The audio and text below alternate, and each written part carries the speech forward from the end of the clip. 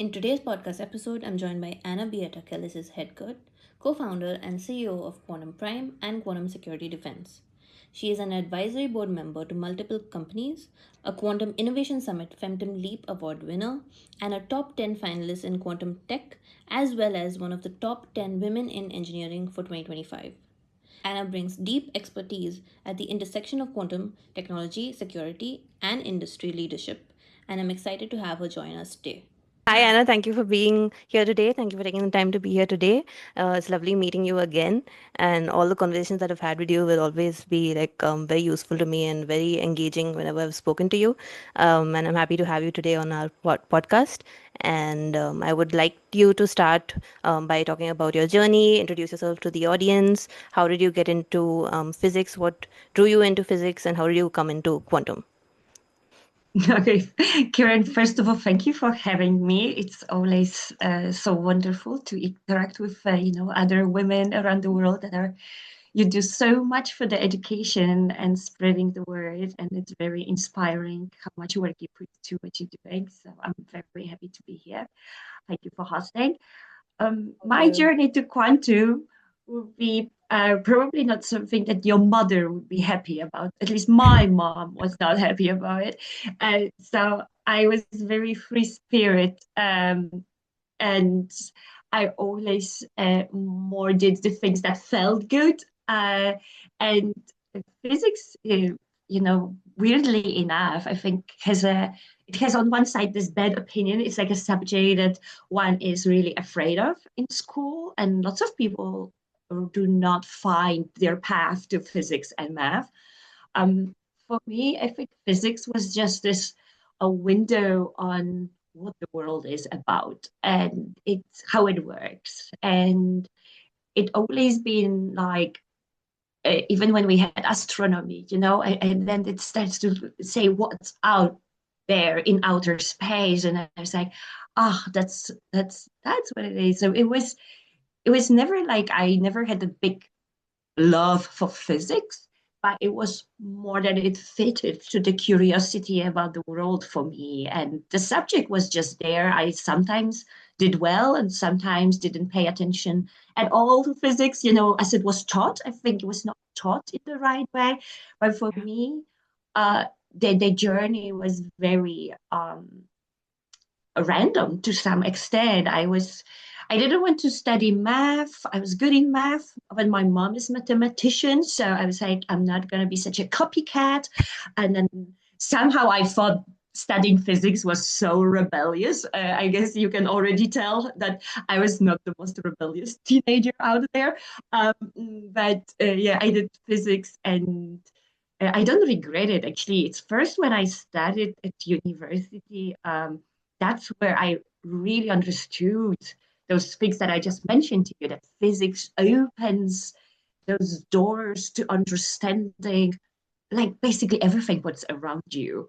But I didn't know that as in high school. Like in high school, it was just like a subject and very often quite boring.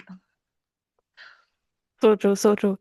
Actually, that's so true because even in my experience as well, when you have a good teacher, the subjects that you like become like even more interesting to you, and the subject that you might have liked, and if you get a bad teacher, they can discourage you from pursuing it in the future, especially in your high school years when you're experimenting and choosing which field to go into. So, and that's definitely Absolutely. yes, Teachers, we definitely. don't appreciate how they shape the world, basically, because we all choose depending on how they inspired us very often, how they promote the knowledge. And I think that's why it's so important that, people that are passionate about teaching go to teaching and maybe find their different ways. Now there is so many media platforms where one can become a teacher, and I think that that's so precious because it can really inspire the next innovator, the next doctor, the next person that will really go that way and go all in. And for me, I guess quantum was just the same because I guess part of your question was also how I get to quantum. Uh, Quantum also evolved on me. I was studying already physics. I had this teenage and even early days thing going in my head about teleportation, but I did not understand it on that career way. I definitely didn't think when I was 10 that me thinking about teleportation would be that I one day gonna be entrepreneur, driving a business. Because of that, it was definitely was absolutely no such a short link there. It was just that I started studying physics. I learned more about quantum.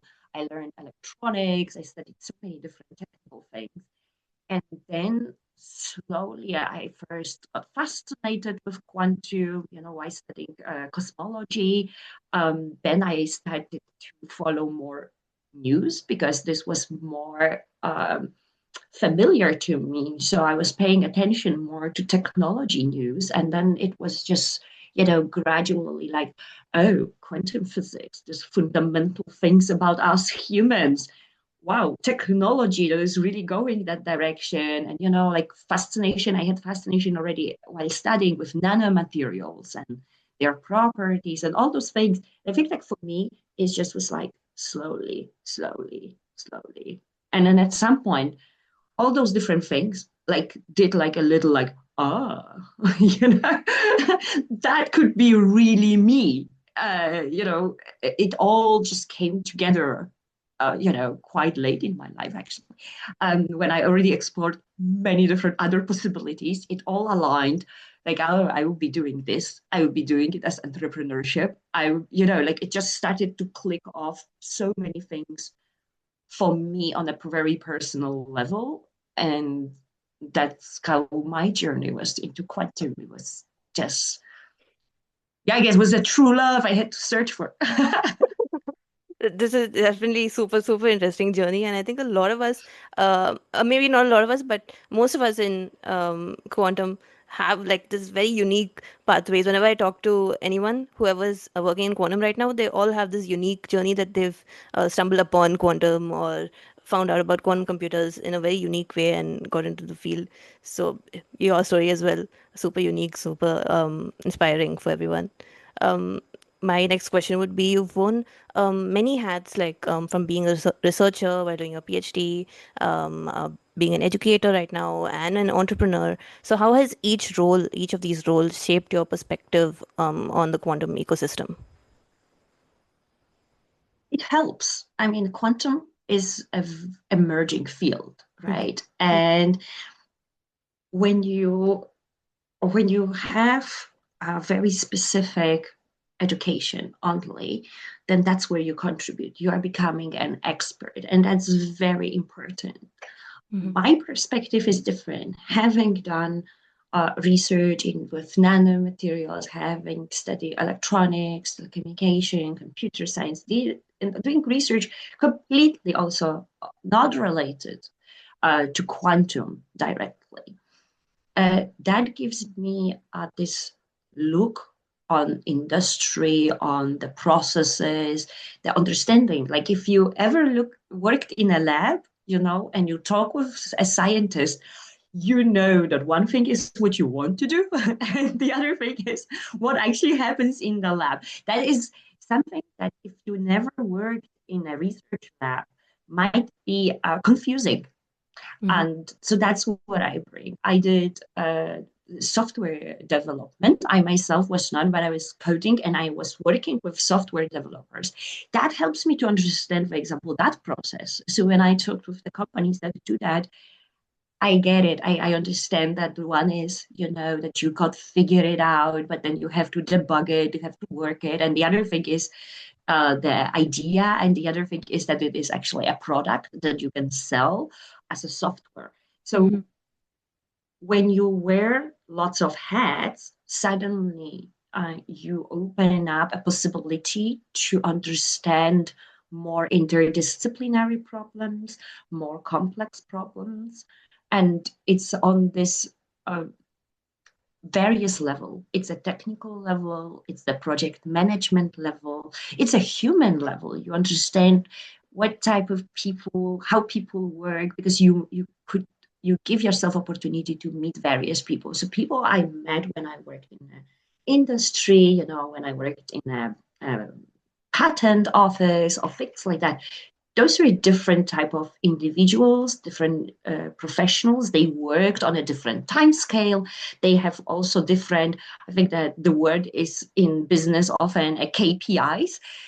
Whoever you are, you have a different goals you go for. It's differently you define your success. And that is very precious. And I would encourage anyone to try as many things as you can. Maybe you don't have to try for as long as I did. You definitely can be way more efficient about it. Uh, but trying, wearing different hats helps to work with people in a future that have those hats. You get them, and it's the most important part of working. You always work with people, and knowing how to work with people to see what they drive them, it's so important in any relations, for business, for research. It helps whatever one decides on. You're always going to be surrounded with people. I love the way you framed it actually. And since the field itself is so interdisciplinary, you work with people from all kinds of backgrounds, from maths to computer science to physics to engineering. Um, it's the field itself is interdisciplinary, and then when you work in different segments of quantum, like entrepreneurship and education and research work, then that gives you such a unique perspective. Just like how you were saying about yourself. I think everyone should strive to put their hands in all of these for however long, just like you mentioned, however long they want to um, indulge themselves into it. But that unique perspective is definitely, I think, what will be needed in the future. Um, so, yeah, definitely agree with you on all of that. And I'd like to move on to the next question.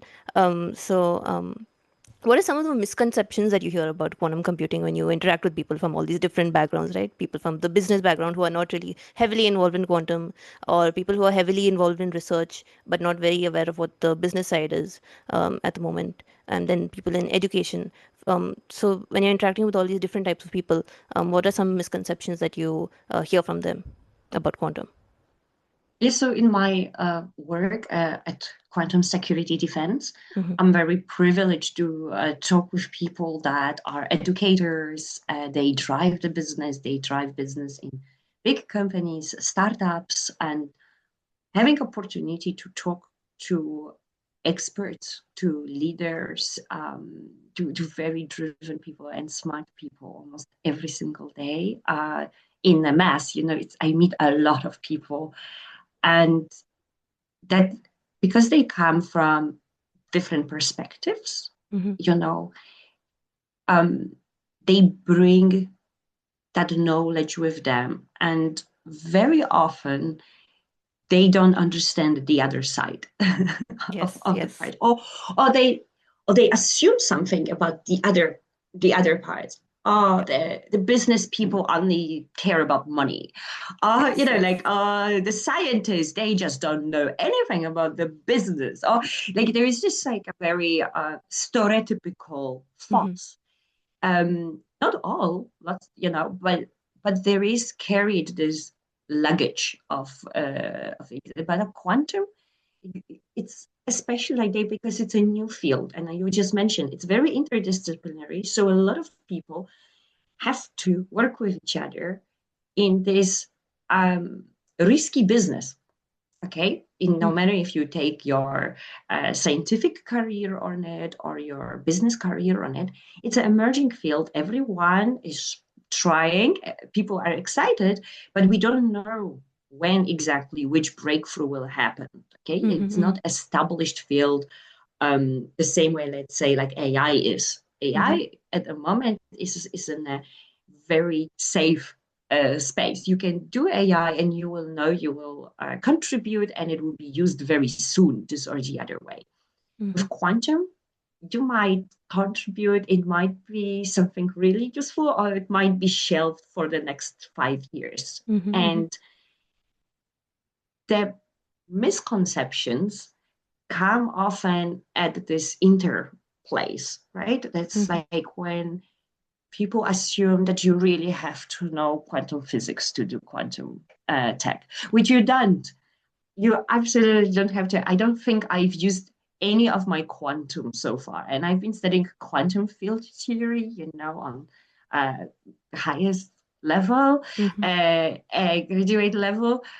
I did not use that knowledge for anything. I mean, I think I took like one course on quantum computing when I really had to, yes, look on those equations. But even Mm-hmm. there, they showed them from scratch, and that was few first lecture, and then it mostly focused how to use quantum computing, and then you get on the layer, you abstract away from the physics and you start to think more about the problems you try to solve on that quantum computer.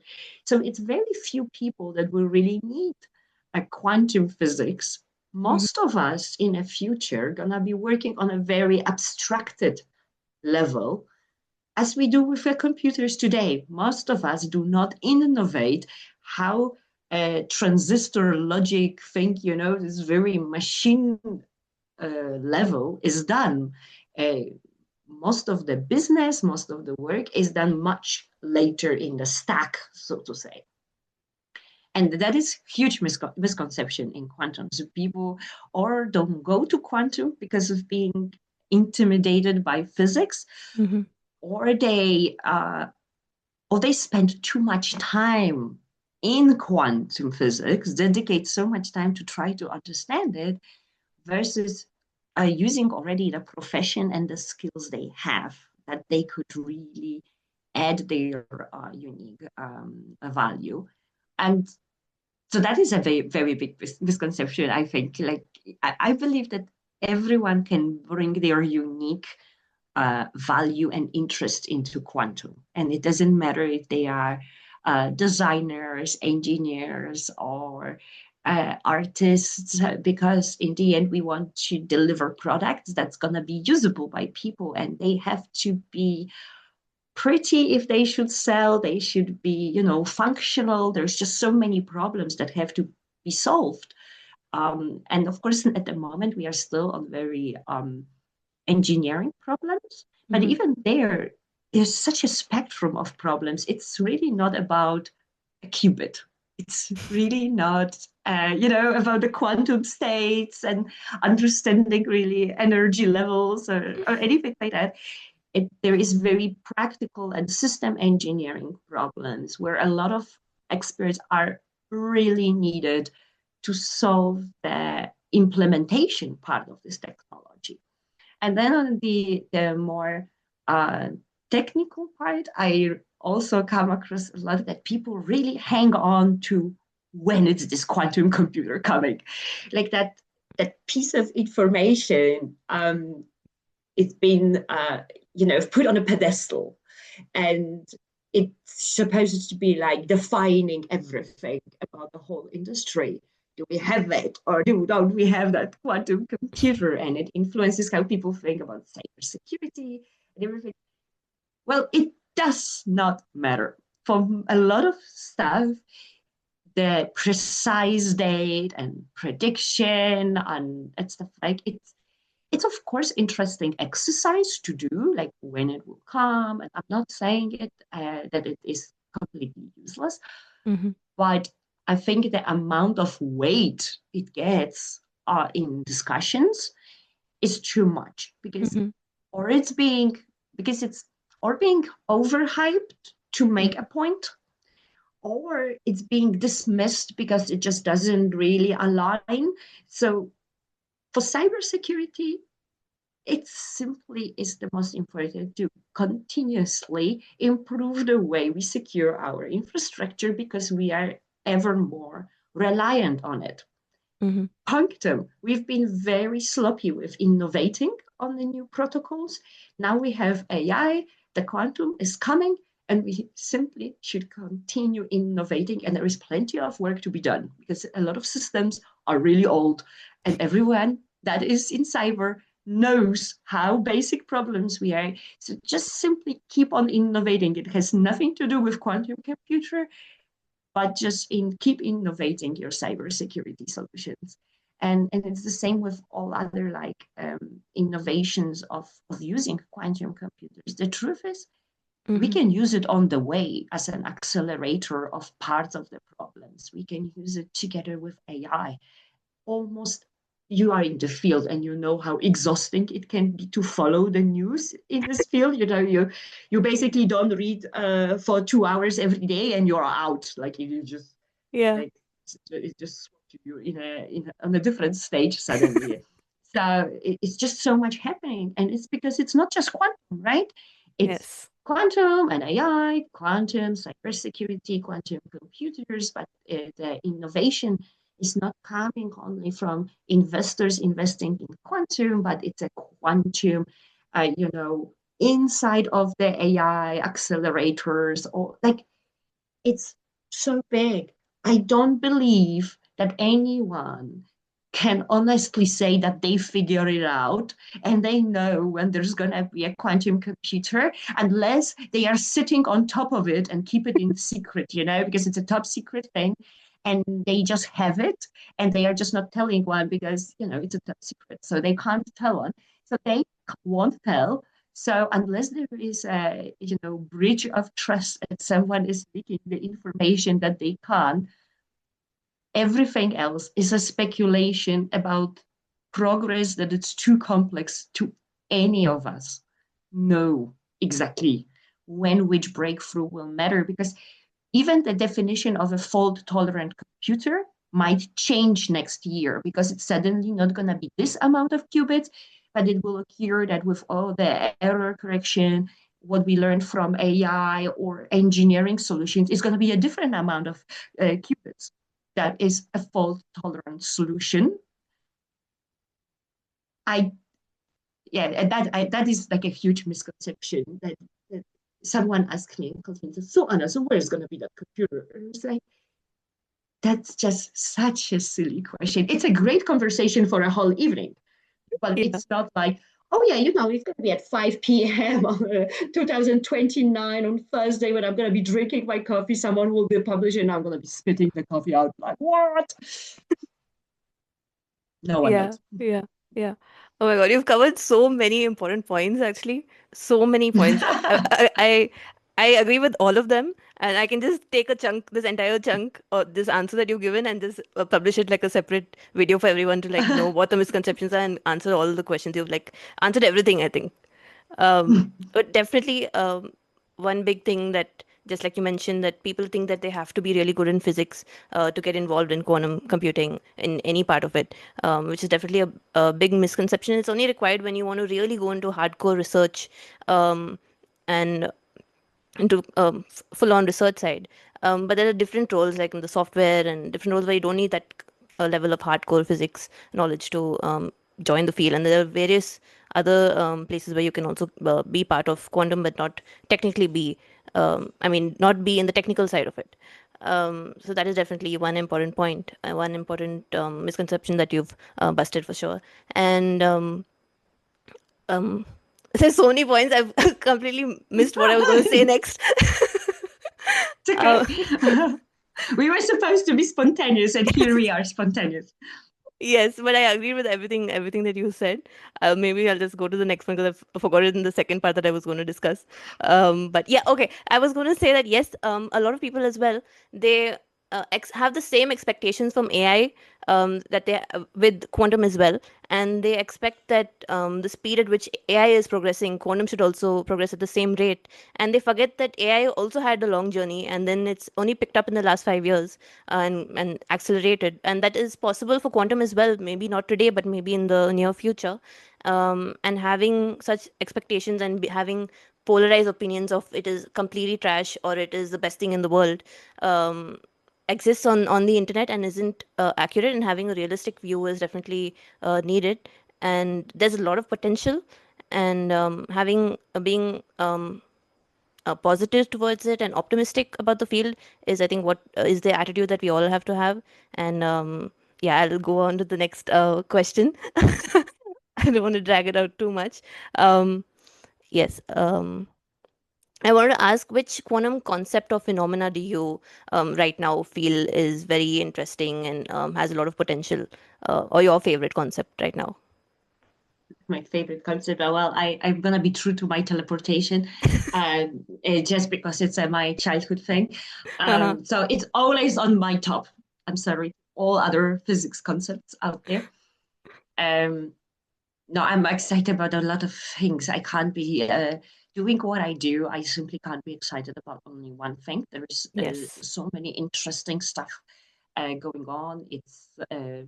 I love the fact that we are, 3D printing with atoms. I love the fact that we testing different solutions that are for expanding our computations. Like what I like is that it's not just a quantum, but it's just a lot of other verticals to it that are constantly pushing how we're going to be doing things in the future. Mm-hmm. I'm definitely super excited about the intelligent thinking, and that was what really got me into the field. Is teleportation, but as a part of transporting information in this quantum way to allow intelligent way of thinking in the networks. And there is so much going on there, and there is simply no one thing. It's a lot of because people come now into the quantum field from their perspectives, from computer science, from bioengineering, and they all open up, all the time what's possible. Like even the fact um, that we can look and use quantum sensors to better understand how our brain works, that immediately opens in for innovation in neural networks, what quantum AI or a quantum uh, networks in the future would be able to do, how we will imitate this learning processes, that they're even closer to the human intelligence, like all of that. That's for me, like I could spend my life probably just reading those things and never get bored. But so I think like cybersecurity and their the aspects of how to actually secure it. Maybe I am going away personally from only being excited about like the fundamental, Mm-hmm. breakthroughs, but I must say, like doing entrepreneurship and really looking from a business point of view, I'm personally like really excited how people solve those small engineering stuff at the moment, because Mm-hmm. and that's so fascinating. It's sometimes simple ideas, sometimes it's something you've been already using somewhere else and you bring it in, and I love that. It's just like creativity at its top, when you can Mm-hmm. take something that worked many years somewhere else and you say like, I think it will solve this little hurdle now. Look at me, bringing it in here. I love it. That's what I'm the most excited in the field at the moment. That there's so much innovation, Mm-hmm. in all those random places. And I have to say, yeah, definitely those engineering things for me win more over the fundamental stuff. Yeah, you're completely right. There's so many things going on that it's difficult to pick a favorite. Um, Yeah. yeah. Well, I picked it's teleportation, right? I just say for me, but Yes. then it's just a whole zoo of stuff. Yes. Yes. First is quantum teleportation, and second is everything else. That's right. So you're currently a founder of two quantum ventures. One is Quantum Prime, and the other is Quantum Security and Defense Working Group.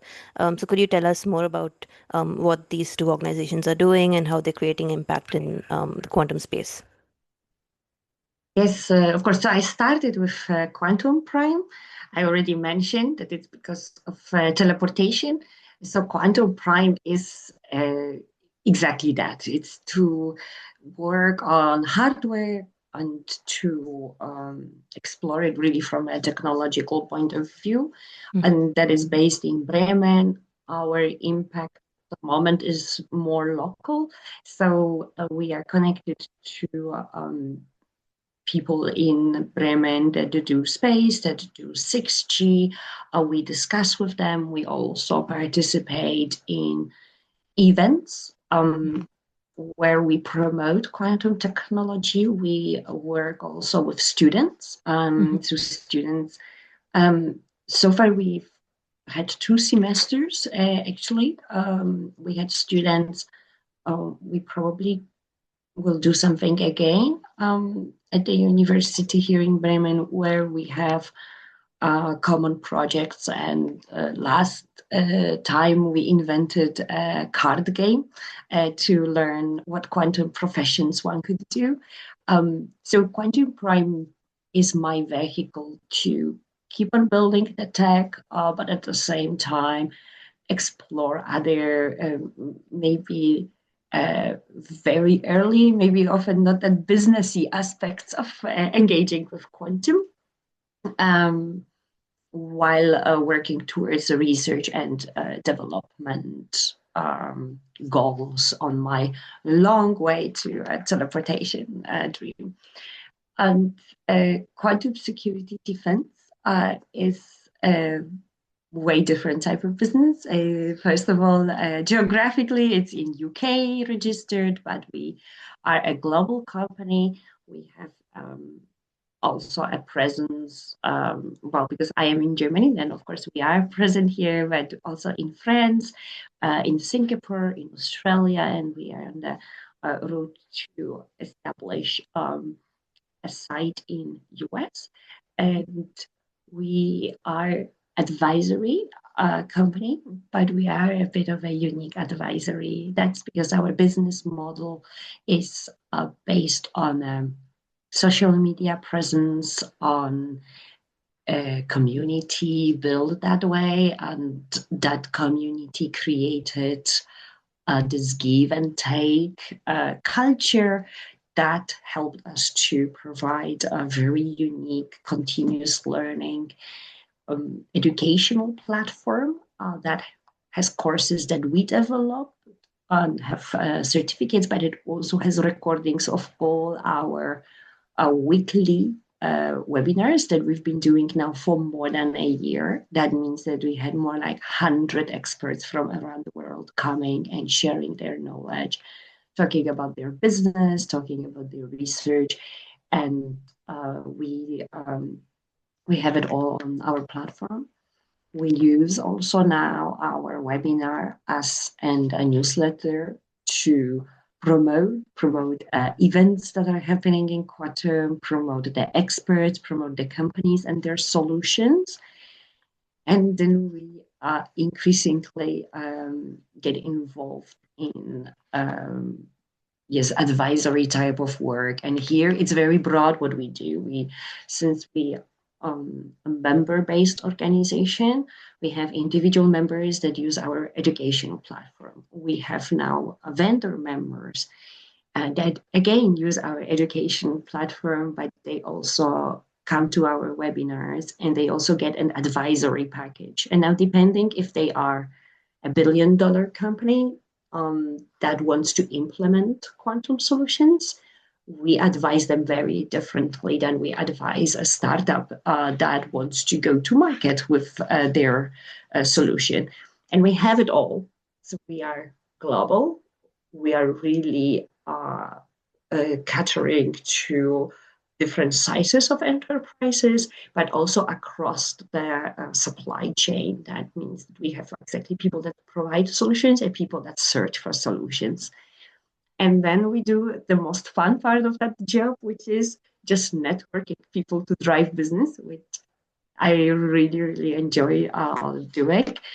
And impact, I think it's growing every month. Now we also advise countries. It's in the roadmaps, and just this week we were not only advising on quantum but also on 6G, which is fantastic because it speaks to my soul. So of doing many different things, but having it under one umbrella of quantum security defense is just a dream come true job. You're doing so many things. How do you get the time to do all this? I don't know how. I think it stretches. It's some kind of a quantum mechanical thing that I didn't figure it out, but I'm abusing all the time. But you're doing great work and you're a big inspiration to me personally. And I'm sure a lot of people who are watching you. And I've personally taken the courses and also try to attend as many weekly seminars as possible. And they're all of high quality and the courses are really great. And I'll urge everybody to please register and take the courses, attend the weekly seminars. You can view the recordings as well if you miss any of them. And I will leave the links in the description box down below for anyone who wants to join. I'd like to ask my next question, which is you've had a great background from theoretical physics and now going into entrepreneurship. So, how would you like to advise someone who wants to follow a certain similar path? Yeah, I think I said that on the very beginning. That's a very dangerous thing to ask me because, as I say, no parent would like what I say. I think my parents are still like, nodding their head and saying, "What's going to be out of Anna?" So I definitely would be more of a hope for the crazy ones out there that want to really find their path. And maybe I am the example of that you can be crazy and then still find your place in the world. Um, yeah, it's not for everyone. I Mm-hmm, mean, it that's for sure. I mean, I work a lot, but I also enjoy working a lot. So I think depending on the personality, one mm-hmm, needs to also find one's own way of doing things. It's not entrepreneurship; it's just one way of following one's own dreams. One can have very fulfilling positions as a research and development person in a company and then don't worry about anything else but what's going on in the lab and that work.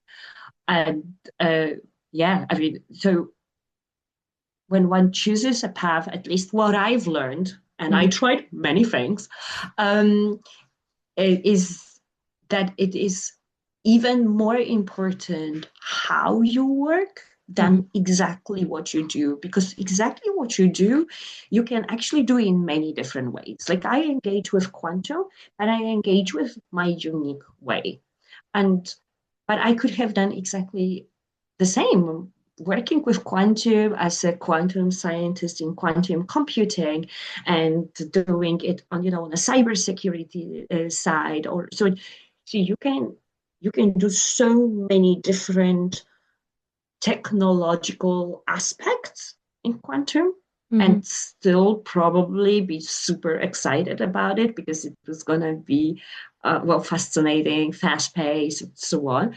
But maybe you don't want it. Maybe you don't want it, changing every single day, or you that's too exhausting. You would like something more stable, and I'm pretty sure there is aspects that you can find that would be more stable where you can contribute your own unique way. So for me, like the advice would be to really also look on how you will work. I mean, if talking to a lot of people is not your thing, you know, don't choose the work that will put you in, constantly in front of new people. That's gonna be exhausting. Uh, you might learn it, mm-hmm, but that's maybe not where you contribute the best. If you like, I don't like coding, I have to say. Like, I can code, but I could never enjoy being a software developer. That would be not fitting, not with my intelligence or like my capabilities. It just simply does not fit my personality. I mm-hmm, I can't sit in one spot. I love doing many things. I have too much energy for that. And that's why I did not choose that path. That would be a torture for me. But there's plenty of people that love it. They start the day, they sit down, they drink their coffee, and they just are in their moment. And that is so much more important in the long run than this, specificity of which. So just choose, try again, experiment a little bit, and don't put too much pressure on yourself that the first job has to be the one. I think that's a myth of older generation. For us, I think that for me, okay, I'm now already older, but for people your age, that are still like in that university part, and you pick and choose what you're gonna be. It's important to understand that with such a fast-paced world and how it changes, and there's new technologies, and it's it's not about what you're only learning today. It's Mm-hmm. how you like to learn, who you are as a person, and that you like learning things. And what you would like to learn? You probably will like to learn things that excite you, right? And Mm-hmm. choose. But the truth is, it's not gonna be anymore that you're gonna study marketing and always do marketing. Mm-hmm. Or at least you might be changing different, fields. You might go to so many different companies over the course of your career. So being open and knowing that, oh, this is just a phase. It's like, I don't know, like, I guess like dating, you know? uh, you can also just enjoy and meeting new people. You don't have to get too serious about it, especially on the beginning. You can just meet lots of people, and with the career is the same. You can meet lots of different positions and then choose where you fit best, where you see yourself growing. And even there, I would say, keep it in mind. You might change maybe in 3 years, you will feel like, wow, if I add to what I know today, Mm-hmm. this and this and this, I could jump on that wagon. And that's so exciting for me today. Go for it. Then that's not anymore like dating. It Uh, doesn't I, have to be. I love it. I love your advice. I'm going to use this personally. And you're so true that it's so right that one shouldn't restrict themselves to what plan they've made for themselves and be a little open to whatever the universe throws your way and be open to opportunities. And you never know where your career is going to go down to if you say yes to one opportunity. So, You don't yeah. know. You Yes. don't know. There Yes. might be something even more exciting for you out there. Exactly. Exactly. So true. Um, I would like to ask next. How is the startup landscape in quantum? It's been exploding recently. So, what differentiates a real quantum startup from a hype-based startup? Uh, oof. You see, that the word hype is such a huge. We could spend here like whole day laughing about various things about the hype and so on. Because I think like the word hype is having a hype too, so it's Uh-huh. almost like an inception thing going on. Um, Yeah. but my personal attitude to hype Mm-hmm. is that it's just part of life. That's it. Mm-hmm. And you can like it, you can not like it, but it's a very natural thing. And uh, it's a phase. Mm-hmm. But it's a phase that will be coming, going. People gonna be like, oh no, now we have to be more serious. But then someone else will be a new person gonna be coming with their new energy. I mean, hype is also what you bring when you are new and fresh to something, right? Mm-hmm.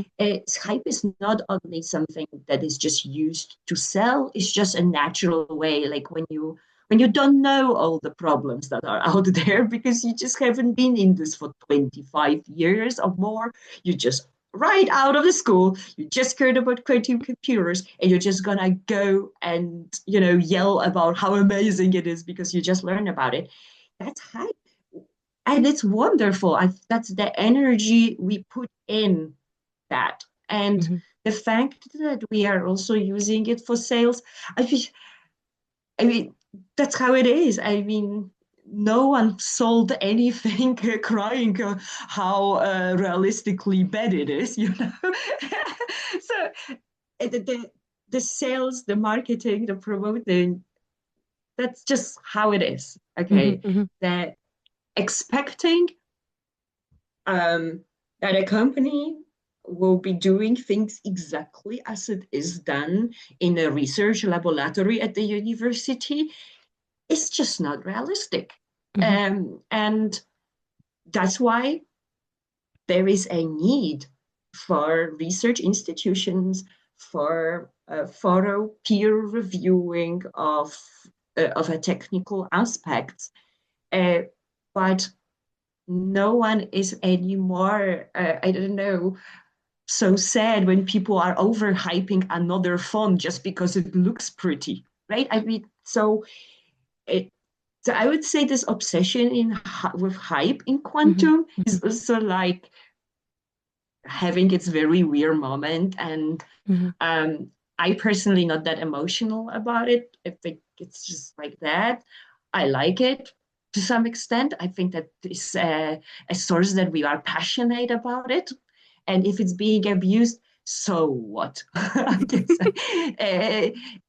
some people would be. That's where the rigorous science is for. That's where the scientists come. That's why the public money often is sponsoring it to now take whatever people say and thoroughly check if that's true. Mm-hmm. But I will not blame a young person that is starting yet another YouTube channel and bringing quantum and talking about it. I think that's beautiful. I don't know. And the companies that do that, well, they have to also survive. They have to sell it. And often they have to sell it to people that do not know the Mm-hmm. technology behind, and they won't engage based on the truth. This dry scientific truth would be to them like, so why even we are talking about it? So true. You know, Yeah. so this over realistic approach is just not, that's not how you sell it. You don't sell your phone by saying, you know what, actually the screen once you drop it 2 times will break anyway. um, you don't list all the things that do not work yet perfectly about it. You just Yes. say, you know what, it's great, it opens new doors, you're going to be texting more your grandma and sending her the videos, and she's going to be the happiest grandma ever, even you're so far away. You talk about hype, you hyping usage of that thing. There you go. I love hype. So true. It doesn't have to be hype, doesn't always have to be a negative. That's so true. I love the way you frame that. Um, my next question would be, as someone who's deeply involved in defense and cybersecurity side of quantum, how do you see quantum communication reshaping secure infrastructure in the coming decade or so? But I see it from 2 points, right? This very pragmatic, realistic way of post-quantum cryptography, Mm-hmm. which, um, yes, it is not quantum, but it's a response to an ecosystem and quantum computing. So I would put it, on screen at the moment as well. I pay attention to it. I definitely would call myself one of the people that also contribute to spreading the word that it is not something to wait for, that's something that everyone should think of, especially if in planning new projects or new engagements, um, almost on any critical infrastructure development or developing new data centers or whatnot. That has to be already part of it. And that would be reshaping. I'm not sure if I would call it reshaping. I think it's like kind of boring thing at it. I don't see it. I, I mean, cybersecurity, it's nothing sexy. I mean, it's not like it's gonna blow our minds just because when we call it's a PQC protocol, not old school or say. So I can't. No matter how much I will try, I'm not gonna hype the impact and the mind blowing part of it. Um, but I think it would be lovely to know that my data and my engagement is secure, and Mm-hmm. um, I have high expectations that we're gonna be very creative and innovative, especially when it comes like in the gaming industry, where a lot of young people are really exposed and Mm-hmm. they engage, and they have to be protected, their identity and also their mental health and whatnot. So there is lots of work we can do, and I hope that quantum will support that, especially post-quantum cryptography, as I say, that pragmatic part that we don't have to wait for. We have already solutions, they are approved, and we should be just implementing them and thinking that securing more various aspects of our digital engagement, it's crucial. And the other part is, of course, the quantum. I already mentioned teleportation, but of course, there is QKD that is already deployable. Um, that has its purpose. Again, I think at this stage, it's not this mind-blowing, changing uh, thing. But it's not like a chat GDP moment when suddenly everything is a bit different. Um, but QKD will be impacting also the security of data exchange. So the the impact that I am excited about is that when we're gonna be able to implement, especially like the quantum communication in a further future, uh, that will allow on maybe more collaborations, more international exchanges that are going to be made way more secure. Hopefully, we will be able to do exactly distributed quantum computing with it to increase how we process data, and that will open up to the exciting parts. You know, like Mm-hmm. it it's not the computer that we are using that is exciting, it's everything that this computer enables that actually is exciting. Like, let's be honest. So I think that once that technology is really there, that's where all the mind-blowing, cool stuff, people gonna be inventing applications that have not been possible, that now it is possible to do that. That I am super excited about. So true, so true. I'm going to be asking you a question that I think you've been asked maybe almost daily. Um, so it might be annoying, but how close do you believe we truly are to quantum supremacy? And what do you think, like in the next decade, will we be able to achieve it? um, yeah, it is an annoying question. We talked about that earlier, right?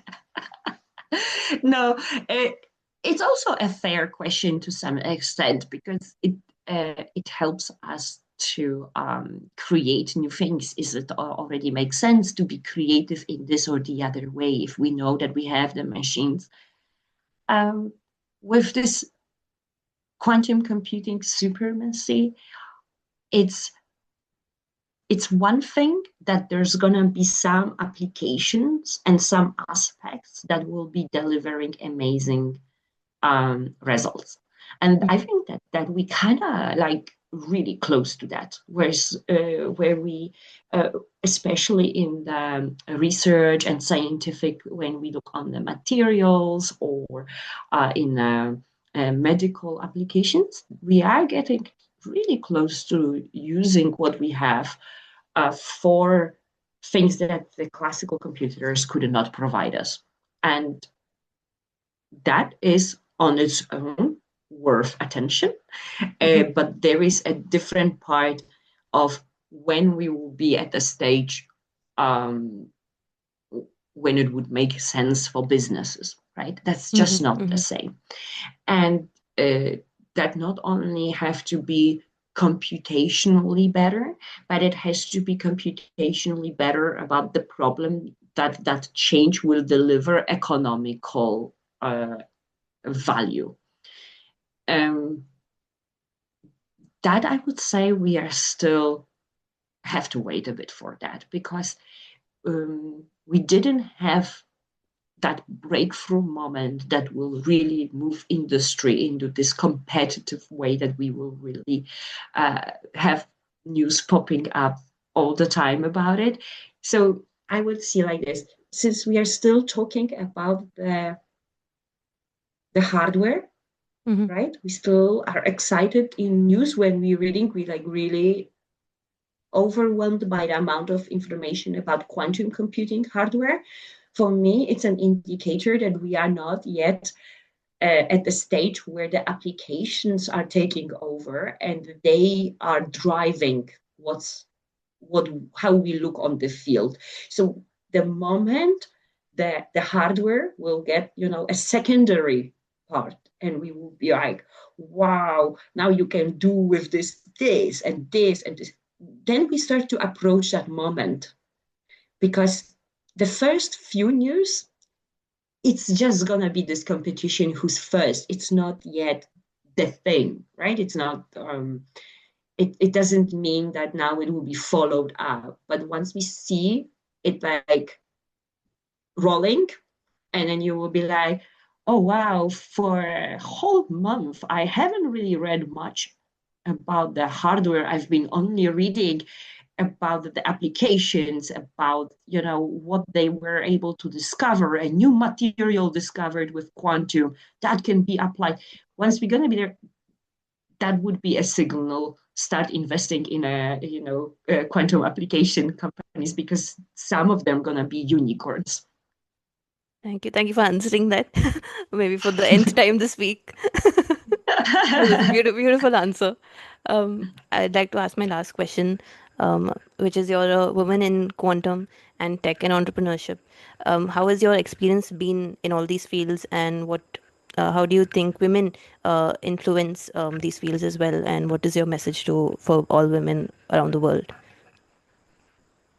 um, I I mean, I'm not gonna lie. I mean, it's still quite lonely. So, and it on the events, I think there is a lot. But when I actually engaged with work, especially on that level of entrepreneurship and business, it is quite lonely as a woman. There is not that many of us.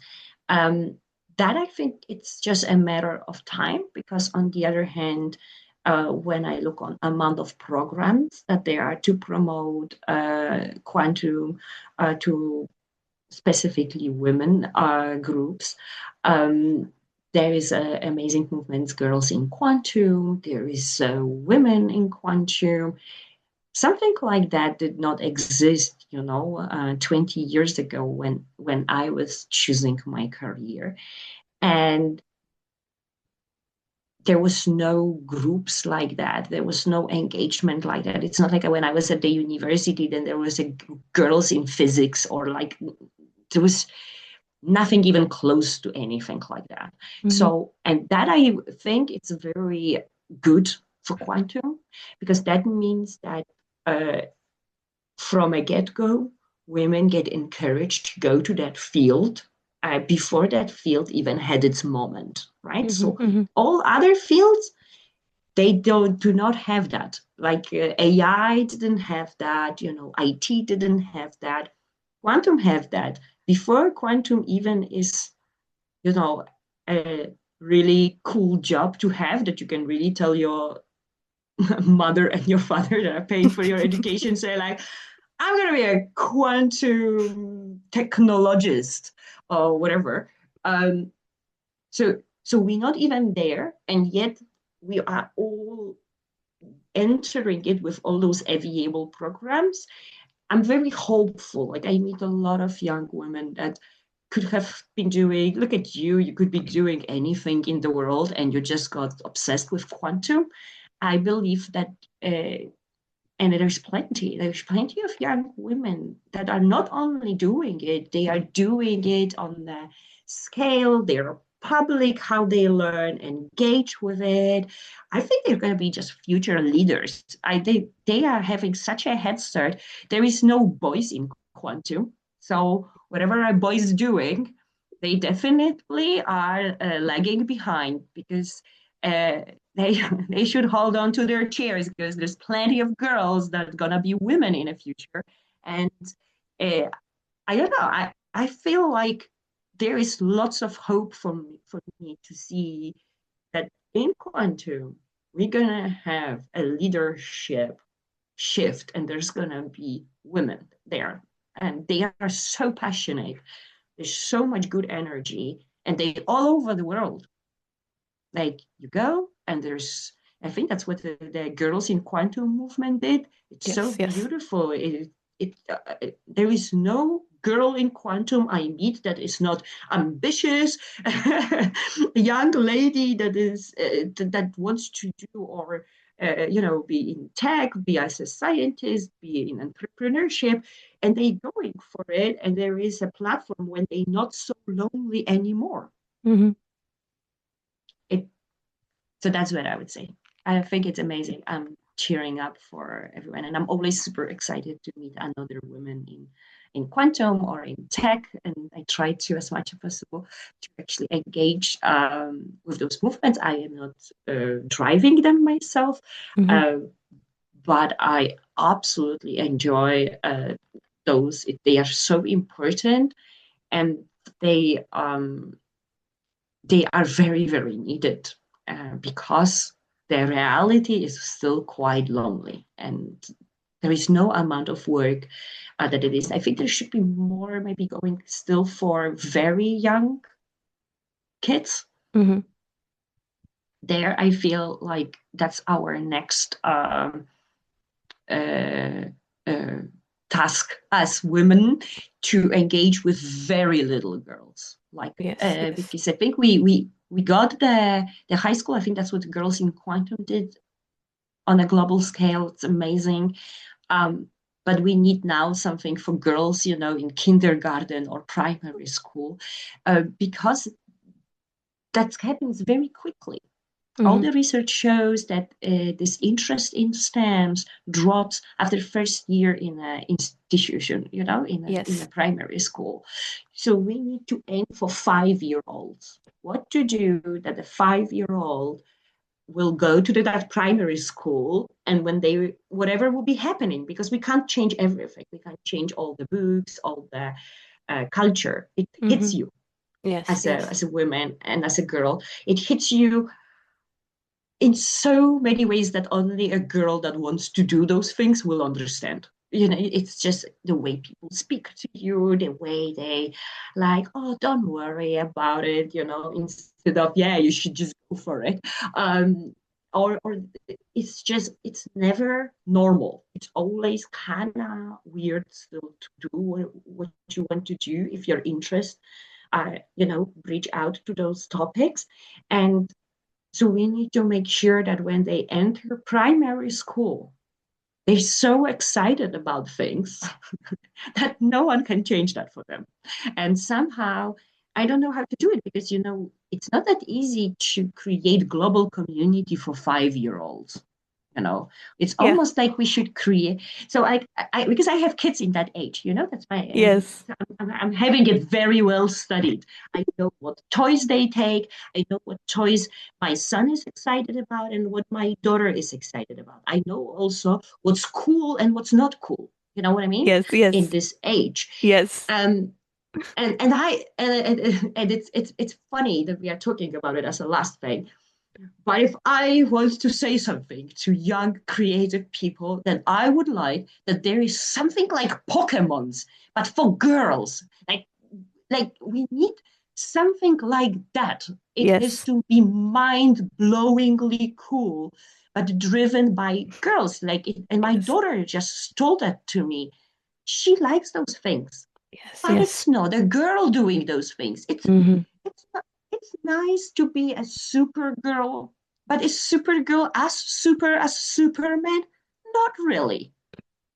That's So it. true. It's So true. all, and I didn't pick it up like that. I was so happy that there is a Wonder Woman. But Wonder Woman, no matter how much I am excited about it, my daughter saw it plainly as it is. She's not as cool even as Spider-Man. It's not. And Yes. we need that because that's what drives this I can be badass. And we want little girls to have the same attitude to almost anything they do as boys. Boys constantly see Superman, Spider-Man, and they identify, they put themselves in their shoes from such early age. And we as girls do not have that type of role models. We are not putting ourselves in a Spider-Man suit and rescuing the world every single day. I don't, from example, from my childhood, I don't remember anything except of Sailor Moon. Shout out to anime. But that was the only show I can think of that as a young girl, I could really pretend that I am this magical witch that is fighting the world. It's Sailor Moon. I can't come up with anything else that had the same impact, and it was not cool. It was not that popular as other things, at least when I was a kid, when I was growing up, there was other things, but all other things was for boys. Harry Potter, basically for boys, Harry Potter. All those things are led by boys and men. We are always the other one. And we need that. I want to see something that boys are just jealous that it's a girl, not boy doing. That's how cool it has to be. And I don't see a product like that. And until there's a product like that, it's gonna be tough. So all the creative, super creative movie making people, please, we need more than Frozen. That's not good enough. So true. That's because you see, like that Frozen actually is the best example. I will tell you why. When my son thinks about Frozen, he wants to be Elsa because it's not cool to be Christopher. There you go. That's what we need. We need boys that will be looking on those characters and thinking, wow, that would be so cool. If I was a girl, I would be that. That's the definition of creating strong leading girl female characters that boys would be jealous about it. And then we made it because at the moment, right, there is Batman, there's all those characters. Okay, we had Lara Croft. Okay, also Lara Croft. we have some, but way too little. And not enough mainstream, and they coming a bit too late. Like as a little girl, you don't want to be Lara Croft. It's too late. It's much later. And it's very urgent to have some cool characters that girls would like to dress up. That if it's a Halloween or a carnival, then we are not dressed as princesses. We are not dressed as witches. Not these very generic things, but as a very specific cool characters. And there is a huge need for that because that's what empowers girls to do difficult things. That's when they really will see themselves. Well, if I can fight for the world, if I can do that, then I can also study math and physics. That's suddenly not that difficult. And we need that type of creative way of engaging. And it's a missing market, as I say. I have kids myself, and I do not see. I struggled a lot how to do that, and then I've tried to put my daughter in front of a lot of books that there were characters, and I try to be very proactive about it. But now she's pointing out to me, so she's very, aware. And then she's like, "Well, this is not cool. I am not a lead there. I don't like watching this. I like that, but there is only one girl. If I don't like her, I don't want that. That's not as cool." And I was just like, she's so right. She's so right. It's still so much missing.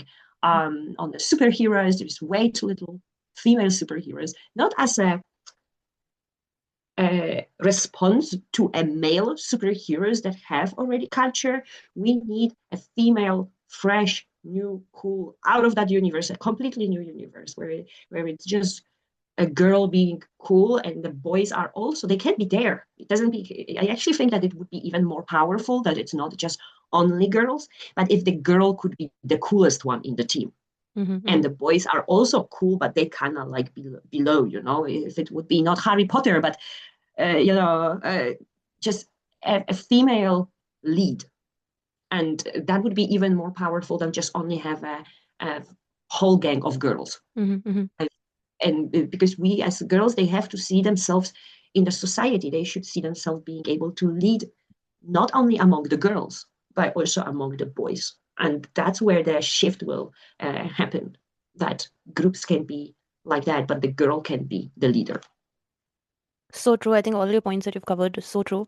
And definitely we need more representation of women in all fields. And I agree with you, in quantum, there's definitely a better representation compared to other technologies.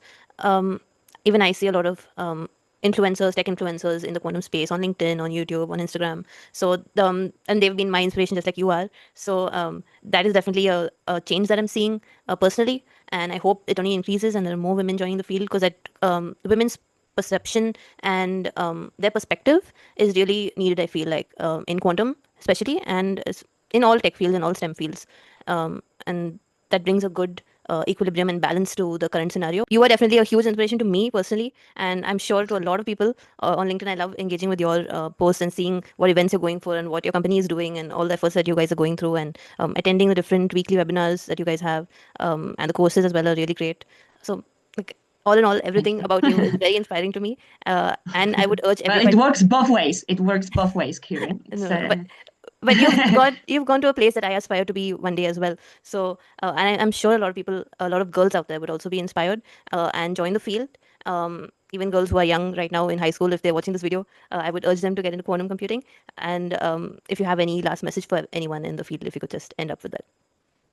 Well, first of all, thank you so much. I mean, I'm happy that what I do have an impact, because that's also very important for me. As I told you, I am a mother, and I hope that my girl will also think about herself, bigger because of what I do, and that she will just expand it. So hearing that, maybe that encourages you to do what you do even more, because you're already on a path. And I think it's amazing how you put yourself out there and constantly innovate how you present and how you teach. I think that's very important. And the opportunities will come, they will just keep coming your way because you're working hard on it. That's what I would say. Just don't give up. It's hard, a lot of stuff. I mean, going into the world with your fresh ideas, it's vulnerable. If you have a cringe, that's normal. Everyone has it. It's sometimes unpleasant. I also have it on a daily basis. There is something I have to do that I just like, it somehow, there is a place in my body that it aches. Put yourself out there, do it, and then just get experience. You haven't died. They didn't kill you. It was not that scary. Here we are today. We are recording it, right? And we navigating some obstacles, and who cares? But we are here having wonderful conversation and creating something that hopefully will have some impact. And even if it inspires one person, then it was worth the time. And it's okay. And that's what I would like to say. Just whatever you do, accept that doing stuff is so much harder than thinking about stuff.